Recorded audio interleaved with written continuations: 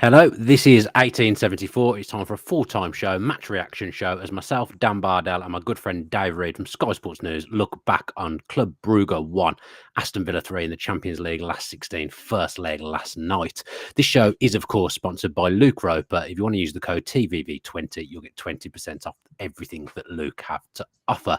Dave and myself been in the trenches again, trying to sort the tech issues.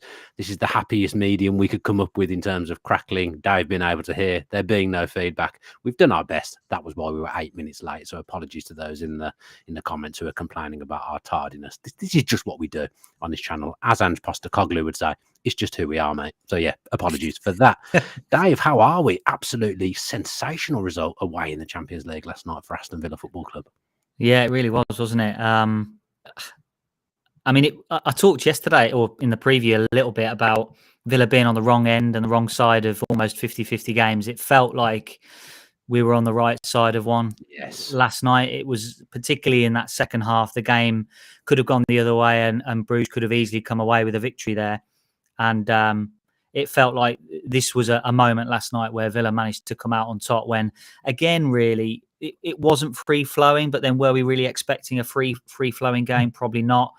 Villa weren't at their best. Were we expecting them to come out and blow away the opponent? Probably not. So I think given how the second half went, a fantastic result. Yeah, I think you're right. I think the game went as I expected it to. It was the type of game I expected it to be. It just wasn't the result that I expected. I was not expecting to come away from last night with a 2-goal cushion. I certainly wasn't, with 15 minutes left to play, expecting to come away with a 2-goal cushion. I was sat there quite happily thinking, wouldn't mind this petering out to be 1-1 now. I think that's a great result to go back to Villa Park. But you're right about Villa coming out the kind of right side of that kind of game, because I think Villa have had many games that have been narrow, they've been tight, and then it's just managed to swing in the opposite direction, and it's got away from Villa, and they've ended up losing, and they've ended up dropping points or losing games if it's been in the Champions League. For example, Brugge the first time, Monaco earlier on in the group stage as well. It was refreshing last night to come out of that and feel like, not that you'd like got away with murder or that it was daylight robbery or anything like that, but it certainly wasn't a 3-1 game. No, definitely not a 3-1 game. Absolutely not. I think in the second half, I think there was a feeling watching it, and I agree with you really, where you were watching it thinking, yeah, I wouldn't mind this going towards a 1-1 draw. But actually, when I was watching it, you always felt in the back of your mind like there was another goal coming in the game. Yeah. And it was just a case of which way is it going to go? And it was so important that it went the way of Villa, because if it had gone the way of Bruges, again, that would have meant the home crowd getting up, the Bruges players feeling very confident. And I think they'd, in the build-up to the game, said, look, we have to go out and win this first leg because we know how strong Villa are at Villa Park. So they knew the importance of the game last night. And I think if they'd have got that second goal, we may have been looking at a very, very different result. So it was absolutely vital, really, that Villa got that second goal. And then the icing on the cake really was the third. Yeah, it's honestly, it's a brilliant result. I came back from London last night on the train, absolutely buzzing I was that we'd won that game in the way that we had, and almost don't know how to feel now going into the second leg, because I just wasn't expecting a 2-goal cushion going into that second leg at Villa Park. So it's quite a weird and surreal feeling. I imagine it will feel quite weird in some ways at Villa Park next week. Let's go right back to the start of the evening, Dave, and the team selection. So Tyrone Mings returned from injury. Dizazi made his way into the back four as we thought he would. He ended up playing at right back. I suggested before the game that he would play at right back, and for some reason got attacked on Twitter, but it proved that I was right in the end. It was Tielemans and John McGinn, as we expected, in central midfield, but it was the makeup of the three behind Oliver Watkins that we weren't sure on going into the game. I was a little bit surprised Asensio didn't start, because I thought, well, this is the kind of game that he's been brought in for, away from home, maybe unpick the lock. If it's a tight game, he'll play in that number 10 position. I think one of the reasons he didn't play was that Emery wanted to get Rodgers in that number 10 position. Rashford on the left offered the width from that side. Luka Day had to curtail coming forward a little bit more than he normally would, as he's had to when Rashford's played there in the past. But because we didn't have an orthodox right back, kind of Bailey had to play, really. And it was Leon Bailey who scored in the first couple of minutes, Dave, with a lovely finish and another well-worked Austin McPhee set piece. Yeah, and I think when I saw the team news, I think TNT were questioning whether it would be Konsa or whether it would be Disasi at right back. I was always fairly confident that it would be Disasi at right back rather than Konsa. Essentially, Konsa's probably the best centre back, so to have him shifted over to right back hasn't been an ideal situation. So it's almost because he can play there that he has played there. So I think I was always confident that it would be Disasi at right back. I think you're right. I was surprised as well that Rashford started, but then I did post after the team news came out that really, why have Villa bought him or got him in January if not to play him in these massive Champions League nights? That's what he's been brought in for. That's why Villa are paying his wages, in order for him to deliver on big European nights, and that was a big European night last night. So having said I was surprised, I guess really you can understand that team selection. And then you're right really that given the fact that it was Disasi at right back, it meant that Villa had to have an attacking winger on the right hand side, and that meant that Leon Bailey pretty much had to start the game. And I think some bits worked, some bits didn't. I think because Villa didn't have a winger in the first half that was coming inside and forming a box or coming in and playing as a 10, and Villa having 2 10s, which is something that they're used to playing. It felt like Ollie Watkins was getting more involved in the build-up and trying a few touches, and Rodgers was also dropping deep to make the extra man as well. And this is a very astute observation from you, Dave. I've got to admit that's something I didn't pick up during the game, that we actually were only playing with one number 10. That didn't cross my mind. So sensational. Well, I mean, I haven't looked at the statistics compared to maybe you're right. Looking at Ollie Watkins' touches per 90 in the Premier League and looking at how many touches he got last night, particularly in the first half, it felt to me watching it like he was having to come deep a little bit more to help. And usually Villa would have 2 players in that 10 position to link the play. And I'm not sure Watkins had his best night in terms of on the ball and picking people out and creating things. Usually he's the one to stretch in behind. The other strand of having Rashford on the left-hand side is, as you mentioned, Luca Digne isn't able to get forward because Rashford is essentially taking up his positions on the left-hand side. So I think Villa were kind of had the 4 players. It was Bailey right, Rodgers and Watkins and Rashford on the left that were occupying the back 4 of Brugge. And I just felt like maybe we were missing a little bit of a presence in the middle of the park in that first half.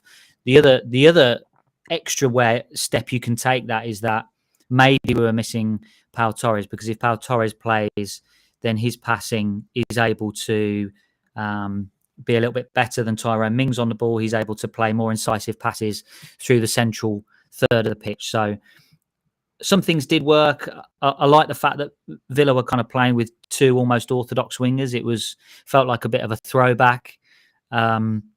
I think Rashford did have a little bit of joy in that first half, and Bailey also had a little bit of joy on transition.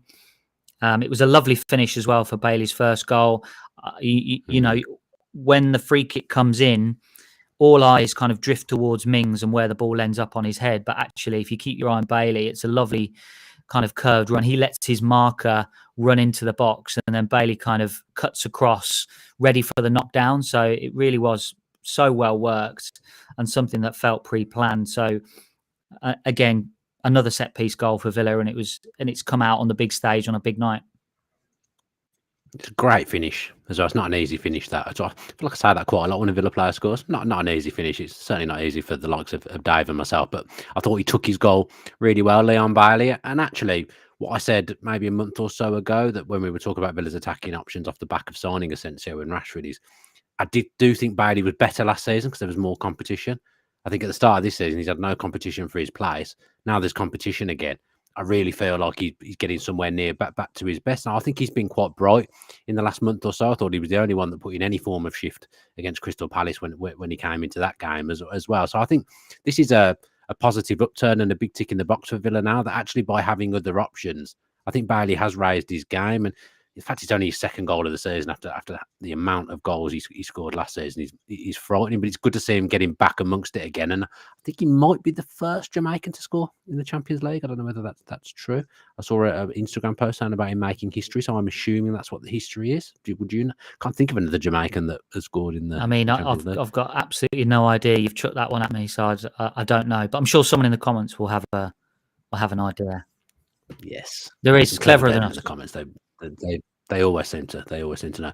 Just notice this coming from Matt 011191. Yes, Matt, I am able to help you because I can be clever when I need to be. Because we do everything live, actually the videos don't go into the video section. They go into the live section. So if you want to see everything in chronological order, basically everything goes in the live section rather than the video section on YouTube. So that's why it's showing that our latest video was John Duran scoring against West Ham on the first game of the season. So if that's where you are, Matt, I'm going to be honest, you've got quite a lot to catch up on this season. We have had some games since then. So yeah, there'll definitely be some content for you to check out. Oh, look at the smart asses in the comments. Dave Reed, Matthew Arras, Dave Sayers. Where's Morgan has scored in the Champions League? So why was Leon? I'd be interested now to what Leon Bailey did to make history yesterday. The first Jamaican to score with his left foot, maybe the first Jamaican to score in Belgium in the Champions League. I mean, in some way, he would the first player to wear 31 and be Jamaican that scored. In some way, he'll be making history in all kinds of ways, I guess, with some of the parameters that I've just given you. But it was great to see him scoring. Things felt good, and then you think, right, this is new. Villa being 1-up, scoring with their first shot. I don't really know what to do with this. So, of course, it's only right that Brugge would go at the other end about 5 minutes later and score with their first shot, Dave. We're a bit more au fait with that. We know a bit more what we're doing when that kind of thing happens. Yeah. Even though I felt like Villa had started the game defensively pretty well, it didn't. But then these things always come out of the blue. You don't expect them to, or maybe you do now, to score with an early attempt on goal. It's just unusual that we'd have scored first, but them scoring with their first shot No. is not a huge surprise to me. But again, it's I'm reluctant really to dig out players, but it's one of those where you're at a high level competition and a high level game, and just 1 second of a lapse of concentration, and you can concede a goal. And I think that's what happened for Leon Bailey, because the big diagonal came. Zolis isolated Disasi. I think Bruges got a bit of joy trying to isolate Zolis against Disasi, particularly in that first half. And then the left back, De Kuiper, has run off the back of Bailey, and all it's needed is 1 second, less than that, half a second, where Bailey's taken the eye off the runner and he's in behind him, and he's got half a yard of space, and the layoff is buried into the corner. So it just shows the fine margins, absolute fine margins, and it was a game of fine margins really that Villa have come out on the right side of. So obviously disappointing to concede given the fact that Villa had started the game so well. Yeah. Hello, Vim Malfate, back from. He was watching our last video, of course, Dave, the preview, the Bruges fan. He's not stayed away. He's given it the big one here. He's coming for more. No, he won't think this tie is over. I'm sure Vim will still fancy Club Brugge to get back into it in the second leg. But welcome, Vim. Thank you very much for watching again. And then the game. This is what I watched the game actually in a pub right by TalkSport. So I was with Frankie Maguire from his Villa podcast, Sam Ty, and my mate Ash, and we were watching it. And there's a few Villa fans dotted around. Actually, it was quite a good atmosphere in there. So when we scored, for the next few minutes, I thought we were popping the ball around quite nicely. We looked confident. We looked good. We looked like, okay, we know what we're doing here. When we concede, the game then started to go in the way I kind of anticipated it would. It became a little bit bitty. We suddenly couldn't string 3 or 4 passes together. Brugge suddenly looked the more dangerous of the two sides, and Emi Martinez had to make a smart stop, didn't he? Yeah, he did. It was a save I would expect him to make. It was a decent, it was a good strike, and he had to get down quickly and low. But I thought it was a save that I would expect him to make. Yeah, I mean, I wouldn't have kind of said that. I think when you're in that kind of game and the opposition score, you have to expect them to have a 5-minute spell, and that is when players always say now it's one of those 21st century phrases where they say in press conferences, we know we're going to have to suffer. Those are those moments where players know they're going to have to suffer when the opposition have scored and there's a big sea of momentum coming at your goal, and it's those times where you have to get everybody around you and dig in. And Villa have shown in European football, particularly away, that they have the capability to do that. And I don't think when the opposition score that Villa are kind of in the position where, maybe a poor example this season, but they're not a Manchester City where Pep Guardiola can just keep playing and keep passing and keep passing. There will be a stage where Villa are under pressure, and if things go the right way next week and Villa in the next round again, that will be a tie against either Liverpool or PSG, where Villa are going to have to suffer in those games. So I kind of expected a little bit of time where Bruges would be on top, and it was about how Villa would respond to that and get through it.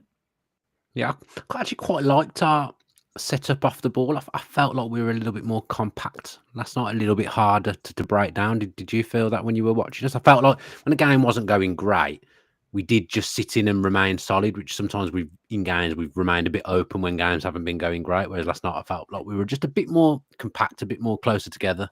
Yeah, it felt like there was less space between the defence and midfield. I don't know whether that was the midfield dropping 5 yards or the defensive line stepping up 5 yards, but it did feel like there was a little bit more compactness and less space between the lines for Bruce to play. Yeah, second half, I don't really remember actually loads happening in the second half. Really, it was probably the substitutions that swung the game in Villa's favour. I mean, it was nice to see some players back on the bench last night. The bench was looking a lot stronger. Of course, there were still two goalkeepers there. That's just that again. Sound like Ange Postecoglou. That's just who we are, mate. Two goalkeepers. I don't think there'll ever be a season where Villa don't have two goalkeepers on the bench for a period. To be able to bring on Kamara, to be able to bring on Marco Asensio, Jacob Ramsey, and I knew I was going to forget who the fourth person was. Cash. Who's the fourth one? Cash. To be able to bring those four players on, Dave, is a sign of strength. And bringing them into the game, you don't often see a manager make four subs at the same time. But I thought it worked really well for Villa last night and actually kind of tipped the balance in Villa's favour, maybe to like 55-45 at that point, where it was probably 50-50 at the point before they came on. Yeah, and it's nice to have the quality of player to be able to bring on. It's not like you're downgrading with players coming off the bench. No. There's an argument to say that Kamara is Villa's best player, and to bring your best player on in the second half is a testament to where Villa have got to as a club at the moment. So, yeah, and I think those substitutions, not only is it, an added quality coming onto the pitch, but I think it enabled Villa to almost go back to a slightly more familiar, but a most used way of playing, I would guess, where Kamara would be the third centre back in kind of settled possession. Matty Cash would be able to get forward on the right hand side, and then there's a little bit more balance on the left with Luca Digne able to get forward, and Villa were kind of operating again with those two number 10 players. It's something that felt a little bit more familiar. Maybe that enabled them to be a little bit more fluent, a little bit smoother on the ball. So not only were Villa bringing on quality, but I think it enabled them to go back to a way of playing that perhaps felt a little bit more comfortable to them. Yeah, and I think this happened when the subs were on. Actually, we have to talk about probably the pivotal, the key moment of the game. Tyrone Mings' clearance. I mean, the referee gave him no credit for it at all because he gave a goal kick, which I'm sure Tyrone didn't mind one bit. But it's quite cathartic to see him come back to the scene of the crime previously at Brugge. I think it might have even been the same. Was it the same end? Yeah, I think it was the same end. Yeah, it might have even been the same end, mightn't it, Dave? So that little nick that he got on the ball, there's no doubt there that he's stopped a goal because it's only a faint nick that he's got on it, but he's changed the direction of the football with the faint nick that he has got on it. And it's just a monumental moment in Villa season, a complete turning point in the tie as well, with the game finally poised at 1-1. For him to come and make that clearance, I saw John Terry posting about it this morning, kind of making out a little bit like it was the kind of defending that he taught him. I thought John Terry's Instagram post, Emi Martinez posted it saying, you're not even a goalkeeper, but you've made the save of the season there. Thanks, mate. But, it is a phenomenal piece of defending. It's so easy to put that in your own net, I'm sure. Yeah, and when I saw it in real time, I had no idea he'd got a touch on it, to be honest. I think I was kind of head in hands, almost thinking, well, in disbelief as to how that hadn't gone in. I couldn't believe how it had not gone in. And then when you see the replay and you see the faint touch, it kind of leaves you absolutely speechless as to how he's done it. Now, it's one of those, it felt like one of those just completely instinctive swing of the legs. On another day, maybe the ball would have smashed into the roof of his own net, but on this particular occasion, it's flicked wide. I don't know. Maybe I'm not giving him enough credit. Maybe there was enough in that where he's had the thought process to almost get the top of his boot on it to try and flick it flick it behind or flick it away. It felt to me like such an instinctive thing to try and stick out a leg and get something on it. And maybe he's just kind of said, well, if I get something on it, it's either going to go over my own crossbar, or if I can get a faint thing on it, maybe I could tip it wide. It's just an unbelievable movement. And that is, I think it's a fair thing to say that if Pau Torres was playing, would he have been in that position? Would he have made that same clearance? I think there's a sensible debate and a question to be had there as to Tyrone Mings being a better defender. Yeah. Torres, for all Torres gives Aston Villa on the ball and creatively, it feels like maybe Tyrone Mings is the only one of Villa's defenders that could possibly pull that off. And he happened to be in the right place at the right time. And for someone to have made that mistake previously, if you can call it a mistake, if the referee made a mistake, I don't know, whatever, we've been through that. But for someone to come back from that kind of situation and play that kind of game and make that kind of clearance, it was a great story for Aston Villa and a great story for Tyrone Mings, who's obviously been through so much over the last couple of years and also this season as well, been really concerned at times about his fitness and whether he's going to be able to get back to the level. But I think, fair play to him. And I think he came out and did an interview afterwards. It was a good interview. I enjoyed it. And it was, again, he's always such a good interview when you speak to him. So absolutely brilliant clearance. There's not much you can say. If there's a Puskas award for clearances, I think he's got it. Yeah. That should be an award, Dave. I quite like that. A couple of good bits from you today. Credit to you. Fair play. also, just while I think about it, we're talking about our own analysis. Our hot/ice cold take wasn't great, was it? Lost after about 3 minutes, wasn't it? 0-0 was not a great prediction from me and you. So, I mean, that probably leaves us still at 0% in terms of getting I also thought PSV Arsenal would be 0-0, and look how that turned out. So there you go. Well, I had a threefold accumulator on that to be us to be a draw, Arsenal to be a draw, and Real Madrid Atletico to be a draw. So we all know how well that accumulator went. And I also went on TalkSport 2 in the afternoon, did my show, and predicted that Arsenal PSV would be 0-0, and it was 7-1. So some absolutely stupendous predictions going on there. I'm fully expecting not to be getting the call to get any work next week at all. And yes, you mentioned Mings and you say like he's the only Villa defender that could have done that. I will say he's the only Villa defender that practices martial arts, I believe. So did that come in handy? Quite a martial arty move. I need just not to glass off my desk there. Quite a martial arty move, I thought. Yeah, very, very supple. There's no way I'm getting my leg in that position. No chance. No. If you look at the stills of it as well, his hand, like it looked like he could have had. He didn't, but it looked like he could handball it as well with where his hand was. Just the way he's moved his body, absolutely no chance of Dave and I being. I don't know why I keep comparing us to footballers today on this show. I've done that a few times there now. I don't think neither of us are getting our leg in that position, much to our partner's dismay.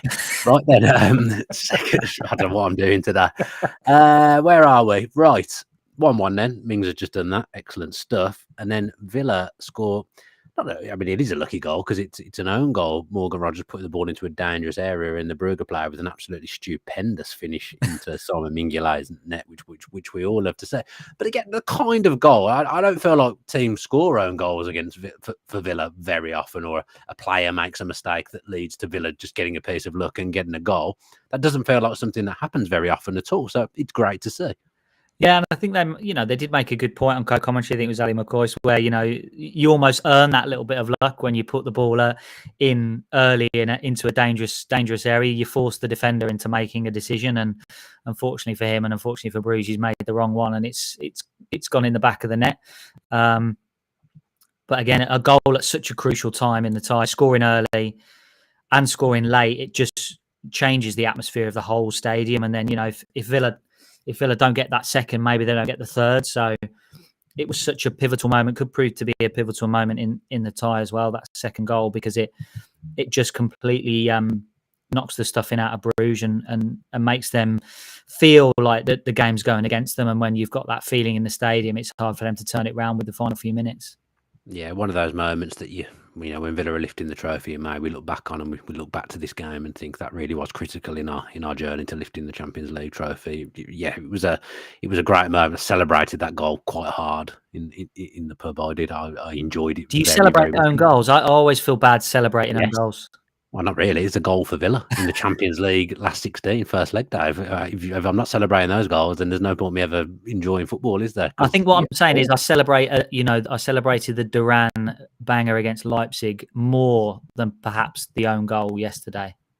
I'm always more nervous when I'm actually at a game. I don't feel like I celebrate as much at a game. And I'm always worried that VAR is going to rule it out more when I'm at the game for some reason than I am at home or watching in the pub or wherever I am. But, God given, I celebrated. Sam Tighe celebrated. Frankie Maguire celebrated. We all enjoyed it very much in the pub. And Villa get a third as well, Dave. Matty Cash was a bit... having a bit of a laugh about it afterwards in his post-match interview, kind of insinuating that he did make the most of it. But that's fair play. I'm glad he did. There was contact. He went down, and it was given as a penalty. And quite frankly, I had literally no doubt that Marco Asensio would score that penalty, even though he slipped. He didn't make an iota of difference because the ball was always going in the back of the net because it's Marco Asensio, Dave, and that's what he does. Yeah, I've got no problem as well with Matty Cash saying he made the most of it. You look on the replay, players do it against you all the time. Absolutely. This is something that you see every week and every round of European competition as well. And if Villa want to be a top side, they call it the dark arts. Sometimes you've got to make the most of these situations, and and that's not me saying that it wasn't a penalty. It definitely was a penalty. And there's no way that would have been overturned because there was enough contact there. But I think it's fair to say that he did make the most of it. And then, the penalty, I think Tielemans had it in his hand first. And obviously that proves the distraction for the opposition. And then you give it to the penalty taker to help them and make sure that no opposition players get around them too early before they take the penalty. So it's a technique we've seen in other competitions. I think England do it quite regularly or had done under Gareth Southgate. Villa have done it for a few years themselves now. So I was to be honest, I was there was not one iota in me that thought he was going to miss. I was fairly confident when he stepped up, and just given all his experience really in the Champions League, and I think already Asensio is absolutely proving value for money this season. I always think because it's so hard to come into a club in January. And, we've discussed this before on the transfers, that if you kind of aim for 5 goals or 5 goal involvements between January and the end of the season, given the fact most players coming in January fairly late in the window, most players need a month to get up to speed, and then you're kind of getting in and into the team, hopefully, and then you're trying to contribute. You're already getting towards March, April before you start contributing. I always think 5 goals or 5 goal involvements between January and the end of the season makes it a great signing, and it almost feels like we're pretty much there now for Asensio, and it still feels like he's got more to give, more gears to go up, and that can only be a positive sign. I feel like the players look up to him a little bit, and of course you would absolutely. Profile to some of our other players. You can tell just when he scored that penalty how everyone's acting. Like I'm sure Watkins would have liked to have taken that penalty himself, but he's probably thinking, to be fair, that is Marco Asensio, so I'll just let him take it. Absolutely, yeah. Given the clubs he's played for, given the trophies that he's won, he automatically comes into the Villa side and gets that level of respect because of what he's done in the game, and I think there's still plenty more to come from him. Yeah, and then Dave, was an absolute treat at the end of the game. I don't know whether you saw on social media. I'd done the build up with Andy Townsend, him in a different room to me for some reason, at Talk Sport before the game. The game was on Talk Sport too. So I'd done the build up with Andy Townsend and got to talk to him about the game before it started. And then when I came out the pub, Andy was coming out of Talk Sport. So I then got to have a chat with Andy Townsend walking down to the train, which was an absolute joy because, quite frankly, the man is an absolute hero, not just as a footballer, but as a pundit and a commentator as well. And he was absolutely buzzing that Villa had won 3-1 as well. So all in all, it was just a wonderful experience, a wonderful day. I mean, it sounds. Imagine being a Villa fan in London last night and seeing Bardell and Townsend on the way to the train station. That is a double whammy. It is tasty. He was on great form. Just what a man, just his voice, just everything about him. He's aging like a fine wine. He was a great footballer as well, a great captain. Still the last captain to have lifted a trophy for Villa. I mean, I'm starting to think that he might this time next year we might not be saying that Andy Townsend was the last captain to lift a major trophy Yeah, for Villa. let's not get ahead of ourselves. I'm not saying we're going to win the Champions League, but I'm just getting the feeling there's going to be something. It's got to be. Or we'll just lose 2 finals. We'll get to 2 finals and lose. I suppose that can happen as well. God, that's probably the more likely of the 2 things. But, you know, just I felt like, I don't know, just about seeing him at the end. Obviously, I knew he was there anyway because I'd already worked with him in the day. But I don't know, just I felt like that was a sign. It was a sign to me that something's going to happen. You're not buying it, though, are you? You're not celebrating goals and you're not buying that. No, don't. People are getting me wrong here. Don't get me wrong. I celebrate goals. It's just I celebrate harder for certain goals. I felt bad for the kid last night. I celebrated it. Don't get me wrong. I celebrated it. Let me tell you, they would have celebrated when Tyrone Mings picked the ball up and they scored that penalty, and that was soft. So no doubt. Yeah. Anyway, I just thought that was a nice little sign. I thought it was a sign. More than anything, that was what I thought around seeing Andy Townsend. So yeah, I think that does us, Dave. And I'm working tonight again. I'm going back to London later on to work for TalkSport again and do the YouTube show, watching the Paris Saint-Germain Liverpool game. And because Villa have got a bit of a cushion, I'm starting to, that game takes more of an interest to Villa fans now, doesn't it? And I mean, this meant absolutely nothing, but I got asked who I thought would win that tie over 2 legs yesterday, and I said PSG. So fully expecting it to be Liverpool that progressed to the quarterfinals. I have got a feeling for PSG over 2 legs to beat Liverpool. I don't know why. They're a different kind of outfit this season. Paris Saint-Germain gone in a little bit of a different direction, but that'll be one for Villa fans to watch tonight. Yeah, it should be an exciting tie. But I mean, don't get me wrong, Villa.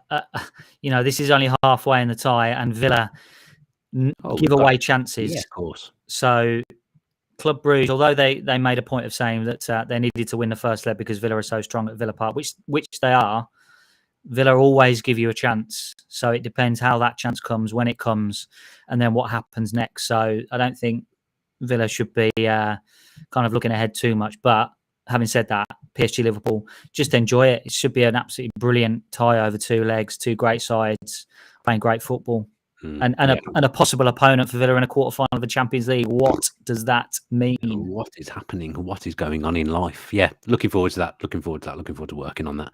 So with Kev Hatchard as well, mate, which is always a big one when you're working with Kev. That is what life's all about. So yeah, let's go then, Dave. Thank you very much for joining me. I think the sound issues were a little bit better, but there's definitely still some crackling. I don't know where it's coming from. We're slowly eliminating things now. We've took the headphones out of the equation that people were suggesting in the comments after our last video, and it's still there. So it's not the headphones. Can't be the mic, surely, because I've got the same mic and yours is actually newer than mine. But we are, we're trying to investigate. We're trying to get to the bottom of it. But I don't think it affected it as badly today. I didn't think it was too bad, and I can normally hear it. And of course, Dave, you'll be at Villa Park next week, won't you?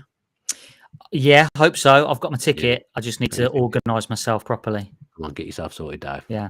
We want to see you at Villa Park next week. Right then, thanks to those that have joined us live. 679 across all platforms at the moment joined us live. So thank you very much for that. Thank you to those that will go on and watch as well. If you could subscribe to the channel with your post notifications on and give the video a like and a comment as well, that would be much appreciated. I'm very aware that I ask for comments and then never do anything with them or reply, so I will try and be better at that. Let's try and get 500 likes as Villa have got 1 foot in the quarterfinals of the Champions League. Now Julie Brown can't hear crackling, so that's good. And Julie, I'm going to be honest, it is there. You might need to get your ears tested, but yeah, it's good that she can't hear it. Anyway, that is great. And then if you're listening via audio on Spotify or Apple Podcasts, give us 5 stars, leave us a lovely review.